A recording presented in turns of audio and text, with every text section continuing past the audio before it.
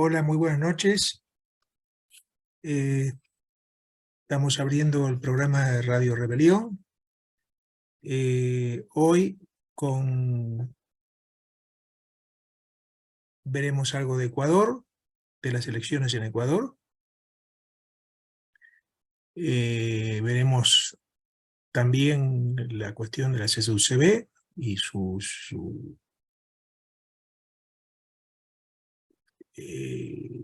crisis y el llamado a movilización que está haciendo ahora a bloqueos desde el 4 de septiembre.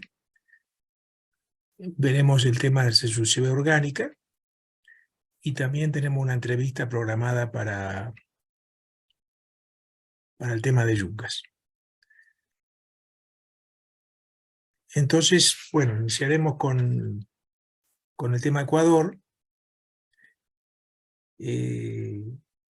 Bueno, como se ha visto en las noticias, han tenido elecciones la semana pasada, donde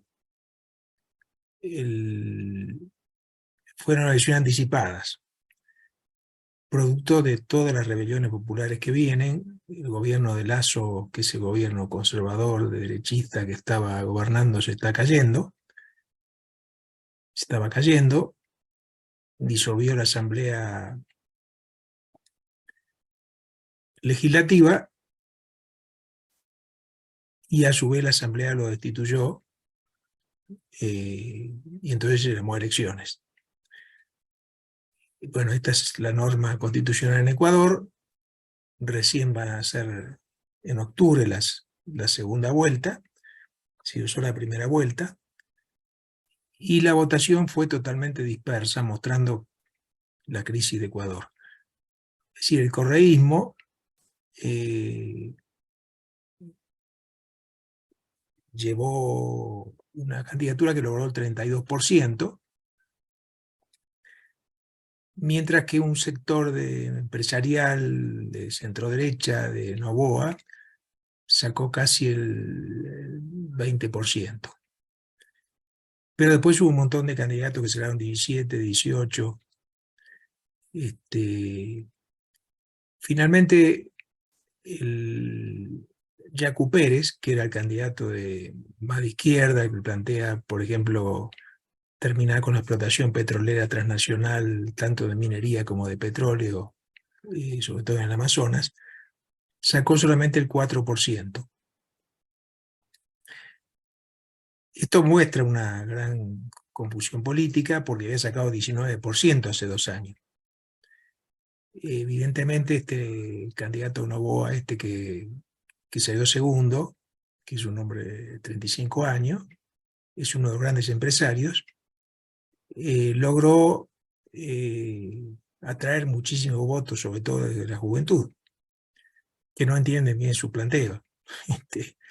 Para dar una idea, también simultáneamente se hizo un referéndum sobre el tema del petróleo del Yasuní, que es el petróleo en la zona,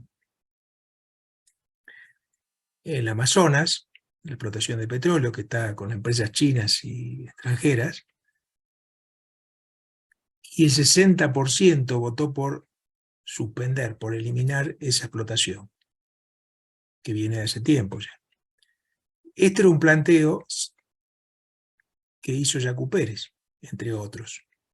Yacu Pérez era el candidato que digo que sacó el 4%. Ahora imagínense, 60% votó, pero no votó por él. Votó por terminar con el petróleo, que era el único que defendió esto. Es decir, 15 veces más de cada persona que votó por él, 15 no votaron por él de los que votaron contra el tema del petróleo, o 14. Esto muestra la confusión política. Es decir, la gente votó por un lado por terminar con la explotación transnacional del hidrocarburo en la Amazonía y por otro por candidatos que podrían reanudarla. Bueno, esto muestra también la crisis. Ecuador es un país que vive en crisis permanente casi hace muchísimos años, tuvo un periodo del 2007 al 2017 con el gobierno de Correa con relativa estabilidad, una serie de factores económicos favorables en ese momento, pero Correa terminó muy mal. Podemos compararlo con Evo Morales. Correa terminó en una situación bastante complicada. Incluso fue acusado de negociar con la empresa Odebrecht, recibir coima de la empresa Odebrecht, está condenado por eso tuvo que irse a vivir a Bélgica. Y bueno, finalmente en el 2017 hubo elecciones y su sucesor, Lenín Moreno, se peleó con él. Como Arce está peleándose con Evo, digamos, una cosa así, porque era de su mismo partido. Bueno, esto abrió una nueva crisis. Ahora, cuando digo crisis, estoy hablando también de grandes rebeliones populares, antes de que gobernara Correa, y después se reanudaron. En el 2019 nuevamente contra Lenín Moreno, y el año pasado, 2022, contra este gobierno de Lasso, que fue electo en 2021, en una elección bien complicada, donde también se presentó el correísmo. Lasso salió segundo, el tercero fue Yacu Pérez, muy cerquita, con el 19%, casi el 20%. Hubo denuncias con bastante fundamento de que hubo un fraude, porque fueron pocos, 30.000 votos de diferencia. Yacu Pérez podría haber sido el segundo. Bueno, el segundo fue Lasso y ganó. Ganó por el voto anticorreísta, porque Correa ya una gran parte de la población no lo quiere, o que tiene todavía un 30-33%, como sacó su candidata ahora. Bueno, esta es la situación, que se parece a otros países latinoamericanos. Como dije, las elecciones van a ser en octubre. No se sabe quién puede ganar, si Noboa o la candidata correísta, correísmo. Cualquiera de los dos puede ganar. Puede ser incluso que gane Noboa, el empresario porque, como dije, se junta el voto anticorreísta. Correa, para que se ubiquen lo que no conocen, es de toda esa corriente llamado socialismo del siglo XXI, que el socialismo no tiene nada, porque, como dije, negoció con transnacionales, vendió las zonas, incluso las zonas petrolíferas del Amazonas, por ejemplo. Es decir, tiene mucho parecido con el gobierno de Evo, con el gobierno de Maduro, cada país con su característica, por supuesto. Y bueno, se desprestigió tremendamente, y como dije, está condenado por coima de empresas. Entonces, bueno, ahora veremos qué pasa en esta segunda vuelta. Todavía no se sabe, falta hasta octubre. Y la otra cosa, digamos, complicada de Ecuador, es que esta elección solamente se elige los que se van a elegir, también se elige el Parlamento. Ya se eligió, mejor dicho, se votó en esta elección. Duran un año y medio otra vez elecciones. Es decir, además en un país que está en mucha crisis, un país que ha dolarizado su economía hace ya más de 20 años, y que hay una enorme pobreza. La gente gana poquísimo, hay demandas muy grandes, bueno, unas son las ambientalistas, estas que se votaron ahora, pero no solo eso, hay un 50-60% de pobres, de gente, informalidad laboral, como hay en Bolivia, muchísima informalidad laboral. El campesino está muy oprimido, muy complicado, en muchos casos sin tierras, en otros con lugares. Hay también envenenamiento de tierra, parecido a lo que pasa aquí en el norte de Bolivia con el oro. Es decir, hay todo tipo de demandas, y situaciones que se van agravando. Y esto provoca la crisis, las rebeliones populares sucesivas. Ecuador tiene además otra característica, que tanto en el 2019 como en el 2022, y antes, también antes de Correa, se formaron organizaciones representativas que podríamos hacer el parentesco con la Asamblea Popular de Bolivia, pero se reunieron varias veces, que se llamó Parlamento de los Pueblos. Esto es una cosa característica del Ecuador y podría volver a repetirse, porque como digo, la crisis está totalmente abierta y los candidatos electos, ninguno de los dos va a solucionarla. La gente está cada vez más desencantada de todo y es probable que se produzcan nuevas grandes movilizaciones por las demandas normales de la gente, qué sé yo, por ejemplo, los estudiantes no tienen derecho a entrar a la universidad, hay reclamos por eso. Es decir, hay muchísimos reclamos de todo tipo, sobre todo, por supuesto, de las clases oprimidas. Entonces, bueno, volveremos a probablemente a ver grandes movilizaciones en Ecuador. El candidato Yacu Pérez, que como digo, fue que presentó algunas propuestas ambientales y eso, tuvo una campaña relativamente débil, digamos, sin enfatizar, digamos, justamente en estas necesidades, y probablemente esto lo haya hecho que la gente tampoco lo vio como una alternativa, digamos, la gran mayoría de la gente. De todas formas, tuvo un 4% y esto puede también crecer, ¿no es cierto? Veremos qué pasa en las próximas elecciones. Bueno, esto es lo de Ecuador. Ahora el otro tema que queremos tocar hoy es el tema del Congreso de la CSUCB nacional, la CSUCB dominada por el gobierno, que terminó dividido en dos, y que ahora hay como dije, un llamado a bloquear el país a partir del 4 de la CSUCB de vista. Buenas noches, Eliseo. Miguel, buenas noches, compañero. Bueno, te doy la palabra para que nos des tu visión sobre el tema de la CSUCB. Sí, lo que hemos visto, ¿no? En el Congreso de la CCTV, realizado aquí en la ciudad del Alto, la división, bueno, se venía desde más antes, ¿no? Y creo que el Congreso ya lo ha dado por dividido, ya sabemos cómo, en qué circunstancia ha terminado, ¿no? Lo que ahora se viene es lo que comentabas, ¿no? La CSUCB afín a Evo Morales anuncia los bloqueos y la CSUCB de Lucio Quispe, que trabaja con el actual gobierno, indica que no van a permitir colocar ni una piedra ni un palo en el camino, ¿no? Entonces, en ese sentido, hay una división profunda por ese lado en nuestros hermanos campesinos.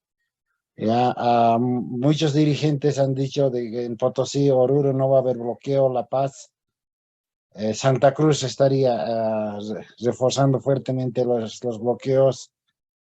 No sabemos exactamente dónde va a llegar, ¿no? Llegará a ciertos enfrentamientos en esta etapa, porque más o menos que se ve así, ¿no? Para todo eso yo creo que tienen la culpa los dirigentes, ¿no? Los anteriores dirigentes y los actuales, ¿no?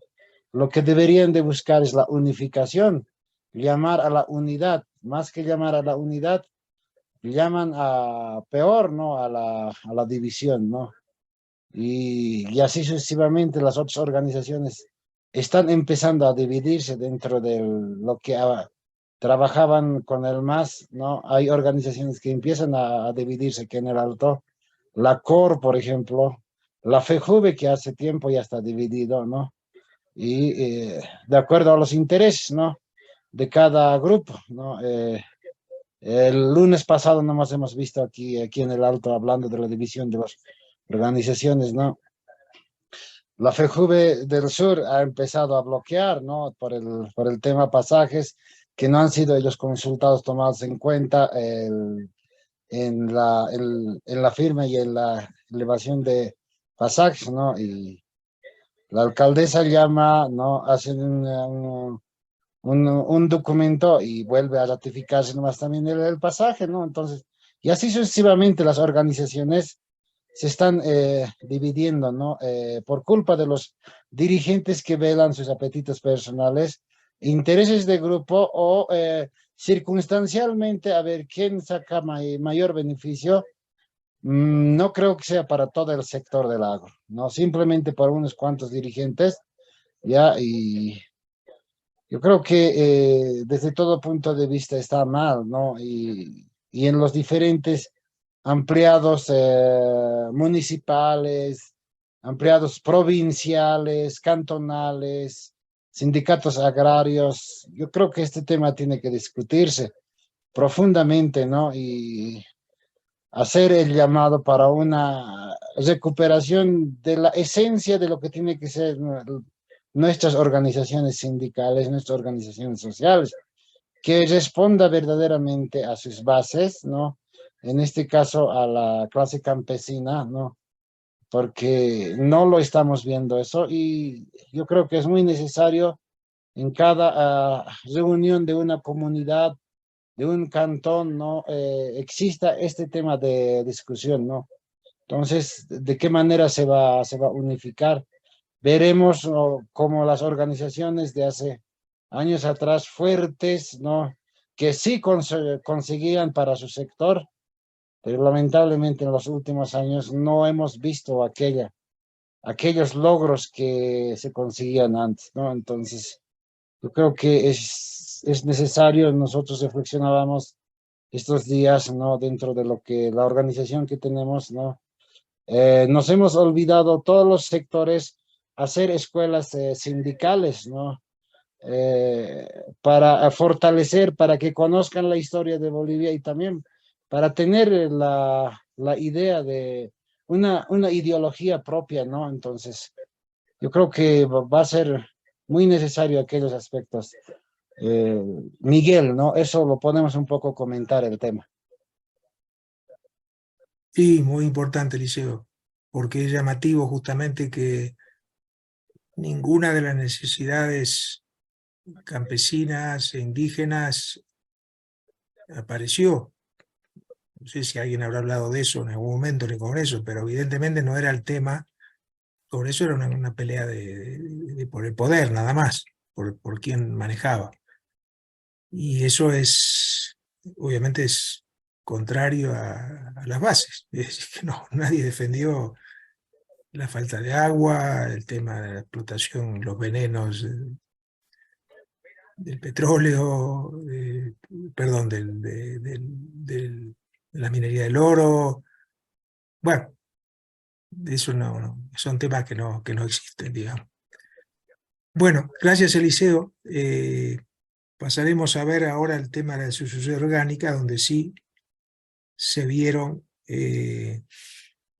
obviamente, muchas de las necesidades campesinas, ¿no? Así es.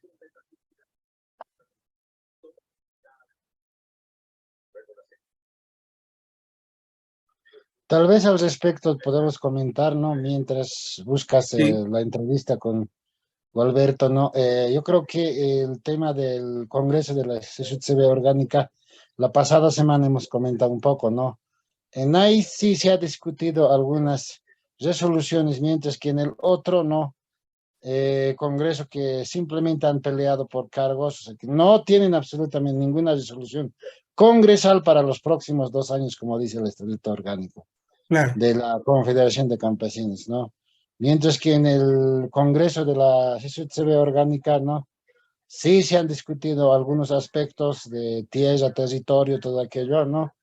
Pero es necesario fortificar esta organización, ¿no?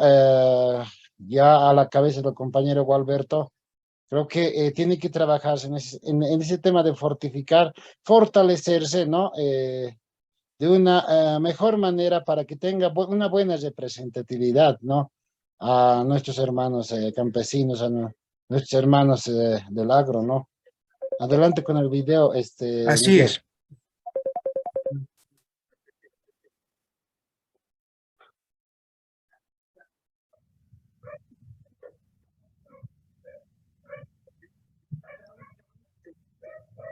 Hola, Gualberto, buenos días. Bueno, eh, el tema de hoy es el Congreso de la SUCB Orgánica, que obviamente tuvo muy poca, digamos, o relación con el Congreso de la SUCB del MAS, ¿no? Que, ¿cómo salió el Congreso, Gualberto, de la SUCB Orgánica? Bueno, primeramente un saludo a todos los radioescuchas. Evidentemente nosotros como, como Congreso de la SUCB Orgánica hemos llevado pues dando cumplimiento a nuestra convocatoria y lógicamente fue pues un Congreso legítima, pues ha sido de una participación totalmente independiente, sin ninguna presión, sin ningún financiamiento de partidos políticos tradicionales como siempre lo hacen. En ese sentido, pues es muy importante esta organización porque, porque muestra y respeta los estatutos orgánicos que nos rige y que dirige esta organización desde las bases. Entonces, por esa misma razón, esta organización es muy importante mantenerlo y que todos debemos defenderlo, ¿no? En esta coyuntura y siempre. Así es. Yo quería preguntarte, bueno, todos vieron las noticias del Congreso de la SUCB del MAS, la pelea, 800 heridos, gasificación. Y claro, ahí no surgió, no se vio ninguna demanda que surgiera de las bases campesinas, ¿no es cierto? De las bases campesinas indígenas, ni necesidades, sino una pelea por poder, ¿no?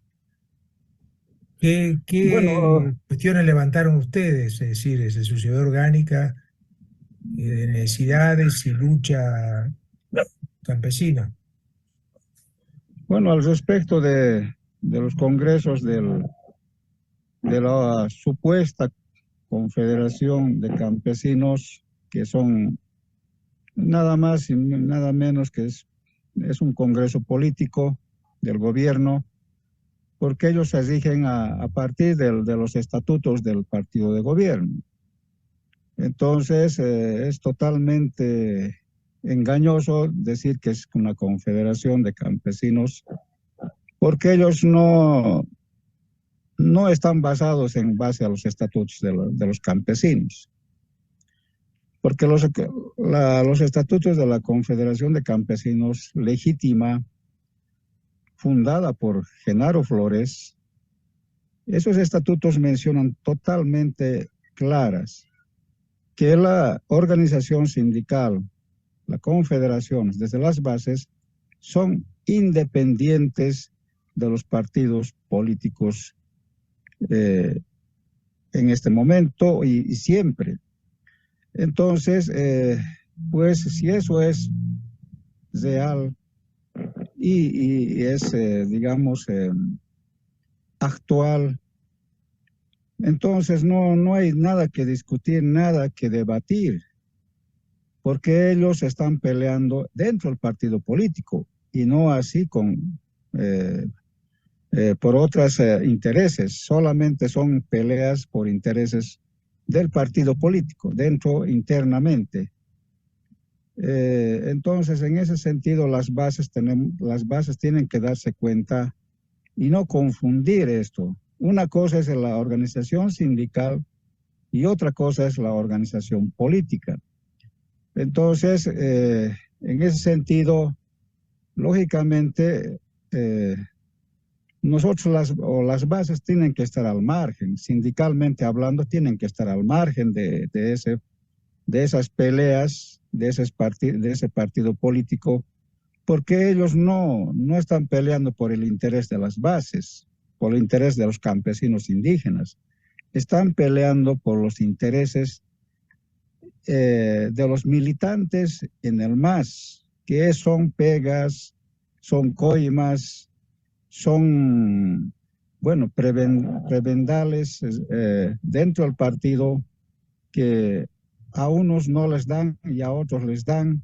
Entonces, entre el evismo y el arcismo, choquehuanquismo, es esa enfermedad interna de la ambición, la codicia. Esa ambición, codicia, está haciéndolos pelear allá adentro. ¿No? Pelean contra el Evo y el Evo contra el Arce, el Choquehuanca. ¿Y quién pelea por nosotros? Ellos nunca van a pelear por nosotros, por los que somos bases, por los que somos campesinos que trabajamos viviendo de nuestro trabajo. Entonces nadie va a defender, ninguno de ellos va a defender nuestros intereses de los trabajadores. Eso es mentira que ahora ellos quieren llevarnos a nosotros para que le defendamos. Nos quieren engañar diciendo que que somos indígenas, que somos campesinos. Eso es mentira. El partido político no tiene color. El partido político solo tiene un solo dueño. Entonces, no confundamos, compañeros. El único instrumento que tenemos es el sindicalismo y tienen ahí sus leyes. Su Biblia tiene el sindicalismo, que es los estatutos. De esos estatutos nadie puede salir, compañeros.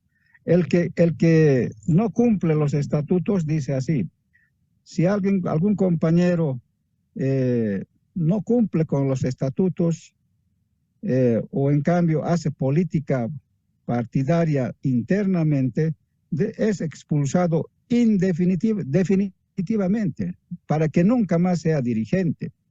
Eso dice así tajante, compañeros, los estatutos.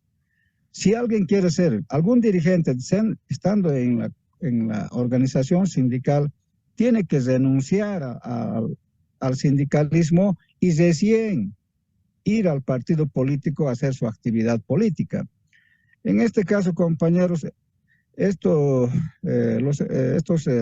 falsos dirigentes ya, porque no son dirigentes legítimos, son falsos, están pues utilizando a la gente porque quizás no están informados de los estatutos del sindicalismo. Entonces, compañeros, acá dentro del sindicalismo no se permite la corrupción, no se permite el trabajo de los partidos políticos ahí adentro, no se permite, es decir, por ejemplo, estafas dentro de la organización sindical o negociados dentro de la organización sindical, o por ahí, digamos, también violación. Hay dirigentes que están metidos en las violaciones. Todo tipo de actos de inmoralidad y de intereses personales son expulsados de la organización sindical. No se permite, compañeros. Tienen que ser leales a las bases. El dirigente hace caso a las bases, a las comunidades, no hace caso a los partidos políticos. Por eso yo, compañeros, llamo a todos los compañeros que están queriendo hacer caso a ellos, no entrar a esa pelea. Nosotros, entre hermanos campesinos, no existe. Única necesidad ahorita es cómo sobrevivimos de la falta de agua, cómo sobrevivimos ahorita que sequía va a haber, cómo vamos a sobrevivir, compañeros, si no se ha fracasado nuestros sembradíos. ¿De qué vamos a vivir, compañeros? Esa es nuestra necesidad. ¿Los políticos nos van a salvar? No, compañeros. Ellos lo único que quieren es robar nuestras riquezas de nuestro país y luego largarse, ir a vivir allá a las playas de Estados Unidos o de China. Entonces, compañeros, esto basta de que nos engañen. Ya nuestros abuelos eran más vivos, parece, porque ellos hicieron la revolución del 52 y lucharon contra los patrones. Ahora estos patrones que son los partidos tradicionales y los transnacionales y esos imperios chino-americanos, todo eso son patrones que ahora están invadiendo. Ahorita somos invadidos por los chinos, igual que los españoles llegaron. Los españoles llegaron ilegalmente, pero ahora los chinos llegan legalmente, están invadiendo nuestro país. Compañeros, tenemos que darnos cuenta, nosotros los verdaderos dueños de estas tierras, nos van a quitar los chinos nuestras riquezas, todo nuestro oro, nuestro litio, todas nuestras tierras que tenemos acá, los chinos se van a apropiar. Ya se han apropiado, las transnacionales están en este momento manejando ya toda nuestra riqueza nacional, San Cristóbal y tantos otros, nuestras empresas de hidrocarburos, nuestra minería, todas esas riquezas tan grandes, compañeros, ya están en manos de ellos. Y nosotros, ¿dónde estamos yendo? Estamos yendo a trabajar a España, hay como sirvientes, estamos trabajando, compañeros, y esto ya creo que y nos siguen engañando, nos siguen haciendo creer que somos sus hermanitos, sus compañeros de estos ladrones. ¿Cuándo vamos a ser hermanos? ¿Cuándo hemos sido? Nosotros no podemos permitir que seamos sus hermanos de estos ladrones, criminales, compañeros. No podemos permitir eso. Entonces, eso yo como dirigente de la CSUCB orgánica, llamo a los compañeros a que no hagan caso más a estos traficantes, vendepatrias que están llamando a la pelea, al bloqueo de caminos y otras luchas que solamente nosotros vamos a correr, la sangre de los pobres va a correr, no de los políticos. Los políticos felices están compartiendo en hoteles lujosos, comiendo comidas de gamonales, de oligarcas, compañeros. Eso no podemos ser, no es posible que así se hagan la burla de nosotros, compañeros. Nada más, gracias. Bueno, Alberto, tengo entendido, bueno, que el Congreso justamente de la CSUCB orgánica discutió varias necesidades campesinas que tú mencionaste, como agua, defender la riqueza del litio, contra el tema de envenenamiento de ríos con la minería del oro. Esto se discutió en el Congreso, ¿no es cierto? Así es, compañero. Las resoluciones de las diferentes comisiones, pues, ha aprobado la defensa de los recursos naturales, el rechazo a la explotación del oro con la contaminación que se está haciendo con esos productos químicos, y también el saqueo que está a punto de suceder con el Salar de Uyuni, que eso va a ser como una invasión china, compañeros, porque va a imponer una soberanía en nuestro país. Y esto no conocemos también el convenio. Por otro lado, hemos estado averiguando por varias fuentes, inclusive investigadores, no conocen el convenio que ha hecho Bolivia y China para que sea el explotador de nuestro Salar de Uyuni. Además de eso, hay conocimiento de que debajo de la sal existen tierras ricas o mineralógicas, que en este momento no estamos bien enterados de esta riqueza, y que los chinos ya conocen, y que el interés de esto es esas tierras ricas que existen debajo del salar. Entonces, compañeros, nosotros muchas cosas no conocemos. Estos imperialistas invasores, lógicamente, todos ya han estudiado el planeta, y no solamente nuestro planeta, también han ido a explorar la Luna, Marte y otros planetas más para ir a saquear las riquezas de esos países. Entonces, compañeros, eso creo que es importante saber, el tema del agua, la sequía. ¿Cómo vamos a salvarnos? ¿Qué vamos a hacer? porque los políticos no nos van a salvar, nosotros tenemos que salvar, nosotros tenemos que preocuparnos de esto. Hay mucha gente que dice, nos vamos a ir donde hay agua, pero no sabemos dónde va a haber agua, porque el lago Titicaca se está secando también. También los ríos, aquí los lagunas se están secando en el Beni. Aquí en Cochabamba, por ejemplo, ya varias provincias no tienen agua ni siquiera para tomar y peor para regar. Entonces, todas estas cosas, compañeros, grandes proyectos, megaproyectos que hay para agua, represas, lamentablemente nunca se ha hecho después de la revolución agraria.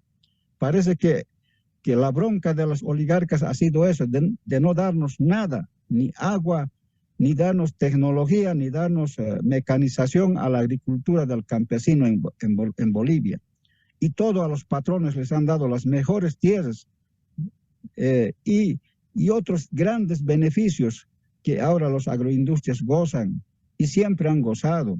Entonces, compañeros, esta realidad es que justamente en el Congreso hemos sacado resolución en contra de estas injusticias de nuestras organizaciones o nuestra gente campesina e indígena, y asimismo también ¿no? rechazando a estas organizaciones vendidas como la CSUCB, la Central Obrera, ¿no? En el tema orgánico, estas organizaciones no son sindicales, totalmente contrarias.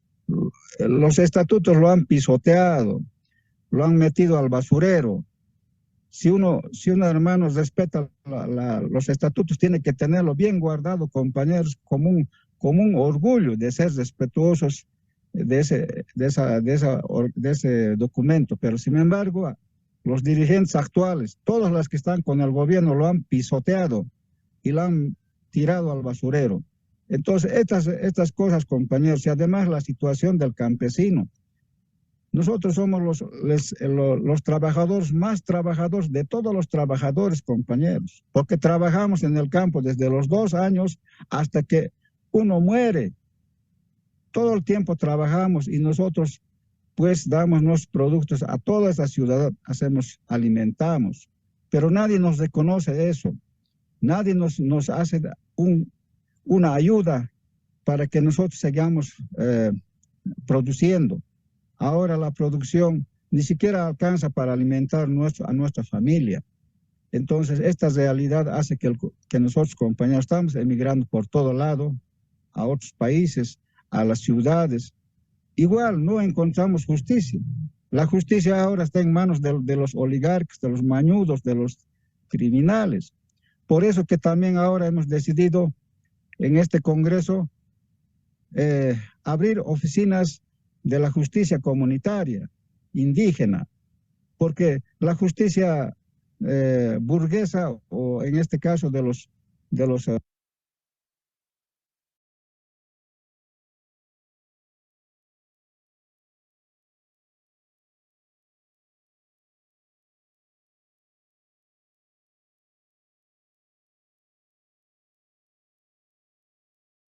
Bueno, compañeros, fue una entrevista y se cortó el video, pero estaba terminando.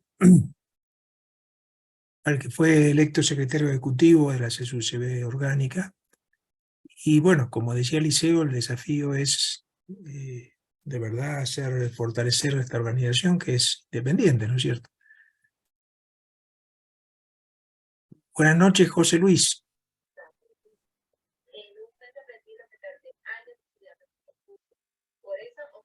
José Luis Saavedra, ¿estás ahí? Estoy justo en... Muchas gracias, buenas noches Miguel, buenas noches Eliseo. ¿Crees que la compañera puede entrar? En eso estamos. Me acaba de, perdón, escribir al celular, en el sentido que no había tenido la aplicación del Zoom. Está tratando de descargar. Creo que va a haber dificultades porque además la señal es muy baja en los Yungas. Claro. Esperaremos un par de minutos, no más, por favor, y a ver si logramos que se conecte. Bueno, en todo de todas caso, formas, si no me podéis permiten, adelantar, claro. rápida presentación. La compañera Rosalba Vargas el año pasado fue elegida junto con César Apaza, vicepresidenta del Comité de Autodefensa de ADEPCOCA, es decir, el brazo operativo, organizativo, orgánico, podríamos decir también, de ADEPCOCA, justamente en agosto del año pasado, cuando ya las agresiones del gobierno empezaron a ser cada día más intensas y que luego se agudizaron mucho más todavía con la detención justamente de los principales dirigentes. Es en ese contexto que se conformó el Comité de Autodefensa, cuyo presidente ha sido César Apaza y vicepresidenta Rosalba Vargas, precisamente la compañera que está intentando conectarse. Esta organización rápidamente fue perseguida, acosada, hostigada por el gobierno, en principio con la detención de los principales dirigentes, empezando por Freddy Machical, y luego el 22 de septiembre, eso ya lo hemos dicho varias veces, no solo con la aprehensión, sino con el secuestro de César Apaza. En ese mismo contexto, Rosalba Vargas tuvo una primerísima intervención, fue la primera persona que denunció que César Apaza, había sido secuestrado. A partir de ahí el gobierno, diríamos así, la identificó, la fichó en realidad, y cuando ella, junto con varias otras dirigentes, mujeres, cocaleras de COFECAI y de ADEPCOCA, fueron a entregar a la Defensoría del Pueblo una nota, una carta de denuncia de estas múltiples y sistemáticas vulneraciones de derechos, es que a la salida, luego de haber entregado la carta al defensor del pueblo, Pedro Calizaya, en la puerta a la salida les esperaba la policía y se inició una persecución totalmente violenta, sañuda, contra estas mujeres valientes que solo fueron a entregar una carta a la defensoría. Fueron salvajemente golpeadas, sobre todo la compañera Rosalba y la compañera Gudelia Botitano. Gudelia Botitano en ese momento, el año pasado, era vicepresidenta de COFECAI. Reitero lo que alguna vez hemos explicado: COFECAI, Consejo de Federaciones Campesinas de los Yungas, tiene la característica muy interesante de estar conformada siempre por un ejecutivo de varones y una ejecutiva de mujeres. No es que uno viene detrás de otro, no, sino que hay ejecutivo de varones, que en este caso es Carlos Choque, hoy perseguido, hostigado también por el gobierno, y la ejecutiva de las mujeres, que ahora, en esa época era otra persona, pero ahora la ejecutiva de mujeres es Gudelia Botitano. Estas mujeres, junto con otras, reitero, fueron salvajemente golpeadas, maltratadas y violentadas. No solamente eso el gobierno del presidente Arce y el ministro de Gobierno del Castillo, sino que les impusieron detención domiciliaria. En el caso de Rosalba Vargas es doblemente grave porque no solo está con detención domiciliaria, sino como si fuera una delincuente, le aplican además, aplicar es decir muy suavemente, le castigan además de no darle derecho al trabajo. Es decir, tiene detención domiciliaria sin derecho al trabajo. Eso realmente es de una crueldad extrema porque doña Rosalba tiene hijos, es madre soltera, e incluso tiene un nietecito a quien ella los cuida, los protege, los mantiene, etc. Entonces, es de una crueldad realmente indecible lo que hace el gobierno con estas mujeres al darles no solo, reitero, detención domiciliaria, sino además sin derecho al trabajo, ¿no? Y para el colmo, y termino con esto, mañana pasado, martes 29, el gobierno, a través del Ministerio Público, ha establecido una audiencia pública donde van a decidir si estos y otros dirigentes van a continuar con detención domiciliaria o, ojo, esto alerto a la sociedad, o van a ser aprehendidos y encarcelados. Estamos en una situación muy compleja para la dirigencia sindical de los productores de coca de los Yungas, que no solamente que ya están con órdenes de aprehensión, sino que ahora el gobierno además amenaza, porque reitero, si bien el brazo ejecutor es el Ministerio Público, pero quien da las órdenes en Bolivia es el gobierno y el Ministerio de Gobierno en concreto. Entonces están con esa amenaza las compañeras y compañeros dirigentes de los Yungas, y que el martes se va a definir. Una yapita más, mañana, día lunes 28, se va a realizar una marcha en la ciudad de La Paz. Esto lo hago casi con carácter de, que se dice, de confidencialidad, porque se está tratando de no anunciarlo mucho, pero creo que la sociedad civil necesita saber que los compañeros y compañeras de los Yungas mañana se van a manifestar, y habría que ver la forma, uno, de apoyar esta marcha. Invoco a todos los compañeros y compañeras de La Paz a apoyar esta marcha, pero además y sobre todo proteger, cuidar a los dirigentes de los Yungas, que no se aproveche el gobierno hábilmente para capturar también a los dirigentes que vayan a participar en esta marcha. Por lo menos esperar la definición del Ministerio Público en la audiencia del martes. Creo que Mañana lunes, lamentablemente no va a ser. mañana lunes, José Luis, ¿van a marchar? Mañana lunes hay una marcha en la ciudad de La Paz. Van a estar los y las productoras de coca, de los Yungas, denunciando sobre todo dos cuestiones. Hay muchas demandas, lo acaba de manifestar muy bien el compañero Gualberto, ¿no? De las comunidades campesinas e indígenas, pero la marcha de mañana es fundamentalmente por esta sistemática vulneración de derechos de todos los dirigentes, porque para la audiencia del martes han sido convocados prácticamente todos los que hasta ahora no están encarcelados. Esto se va a denunciar. También se va a denunciar la sistemática agresión a los medios de comunicación que están, lo decíamos en el anterior programa, al servicio del pueblo yungueño, al servicio de las organizaciones sociales de los yungas, independientemente de su color político. Estas radios, sobre todo FM Bolivia, Radio Activa, y la radio es en realidad una red Yungas. Los equipos de Radio Activa y de Radio Yungas han sido saqueados, han sido decomisados por el gobierno en una actitud francamente abusiva, violenta de parte del gobierno, y Radio FM Yungas, si bien no ha sido saqueado, pero ha sido cerrado, clausurado, solo está operando vía online, o sea, vía virtual, FM por Bolivia. Facebook. Esto es. Entonces, esto se va a denunciar mañana.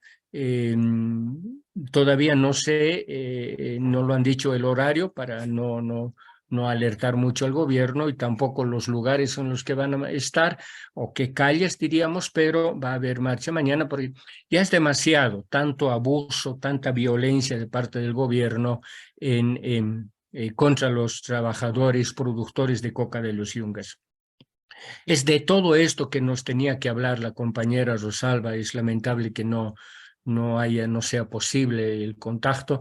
Vamos a lograr en el curso de la semana de grabarle, como se hizo con el compañero Gualberto, una entrevista para transmitirlo el próximo domingo. La voz de Rosalba, así como de Gudelia, dos extraordinarias líderes de los productores de coca de los Yungas.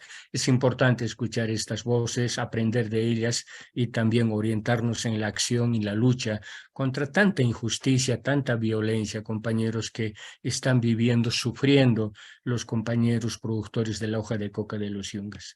Creo que es esto lo que quería comentarles. Así es, José Lamento Luis. mucho que no pueda Rosalba. Muy importante, muy importante que lo hayas transmitido vos. Y bueno, por supuesto, darle nuestros saludos a Rosalba y nuestro apoyo. Vamos a difundir y llamamos a los compañeros de La Paz a apoyar la marcha, aunque no sabemos la hora, pero bueno, apoyar esto en todos los medios, porque es uno de los sectores que hace años que está en lucha, que mantiene su lucha pese a la capitulación de la dirección de ADECOCA, que pactó con el gobierno. seguramente muchos dirigentes para no ser encarcelados, pero eso no justifica, obviamente. Y entonces la marcha es muy importante porque muestra que la lucha continúa. Bueno, muchas gracias, José Luis. Bueno, con esto terminaríamos el programa de hoy. Y planteando, como dije, el apoyo a estas luchas, en especial en este caso de Yungas. Muy buenas noches a todos.